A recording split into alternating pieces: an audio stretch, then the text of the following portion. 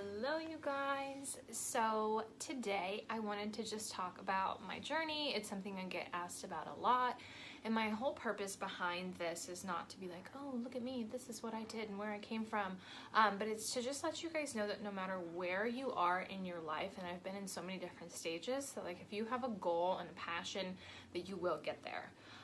So when I was in high school, like I didn't want to go to school. I didn't know much about school. People would talk about like bachelor's and master's and like what school they were going to, and I had no idea what they were talking about. No one in my family went to school. Like you went to high school, you got a job, you got married, and that was it. So I had no idea. So when I got out of high school, I went straight into working. And I had a job in high school, and it's funny to like look back now and see how everything kind of snowballed into my passion. So I worked at Long's drugstore, so I'm like really dating myself, but it was like a CVS back in the day. And I worked in the cosmetic department. So I would like organize and I would clean and I would order stuff that they were out of. And like looking back, like that was, 16 years old, that was like my very first job, and I had a huge passion for beauty, and I had no idea that like this is what it would snowball into. So after I did that, I had some like little piddly jobs. I would like work at restaurants, I would bus tables, I worked at Victoria's Secret. I did all these like little things, and I was just like lost. I didn't know what I wanted to do. So I moved to LA, and when I got to LA, I was working in a restaurant. I was still kind of struggling, and I would drive past this place that had like massage school, and I was like, that'd be kind of cool, like work in a spa, do massage. So same thing, like looking back, it kind of like snowballed into this like taking care of people, luxury, beauty industry, but like I still had no idea. So I went to massage school, and when I got out, I worked for this like little spot. It was called the Massage Spot. I think it's not there anymore. It's in Hermosa Beach. And I worked there. And I was like obsessed with the estheticians, and I was like, you guys are so cool. How do you do what you do? Like they were waxing each other and doing facials. They had like spa music on. Like it was just, I was fascinated by it. So she was like, well, you have to go to esthetician school. So I was like, well then, Mom, I'm going to esthetician school. I'm like, thank God, like I had my parents, because I struggled. I mean, like I said, I wasn't making a ton of money. I just kept like snowballing into these like little things. But if it wasn't for my mom supporting me, I could cry. I wouldn't be here today. So my mom paid for me to go to esthetician school. And like back then, you needed like 600 hours. I don't know what California law is now, but you need like 600 hours. And I went to this like janky ass beauty school. It was so scary. I would like run in and run out. And the whole point behind that is that it doesn't really matter where you go to school. I mean, it does, and like you learn your foundation, but it matters like who you are and what your passion is.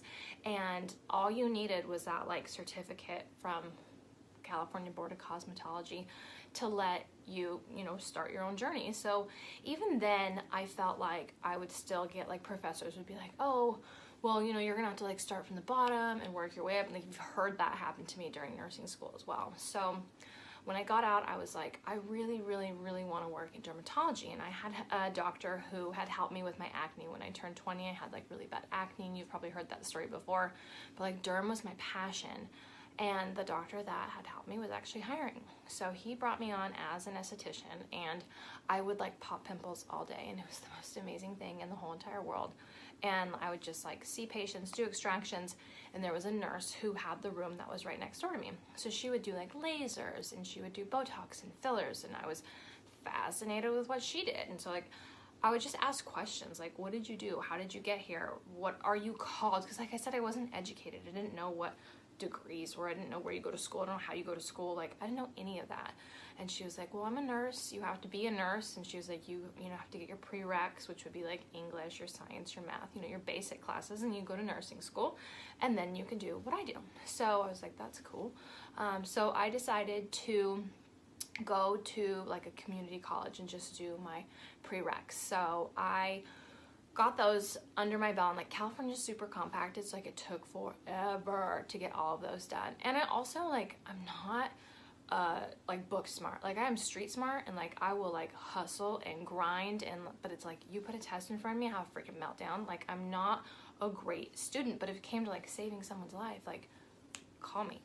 So it's different, and there's this place for every type of person in this world. But just because you feel like you're not book smart, or you can't study for a test, or you don't know how to use Word, like I'm still not computer smart. Like, that's just not, like, I like to inject. I like more of like an artsy type person, you know, like I have this special eye for like what looks good, but I'm not computer smart. I still like don't know how to like make a website. Like the fact that my Instagram's up and running like blows my mind.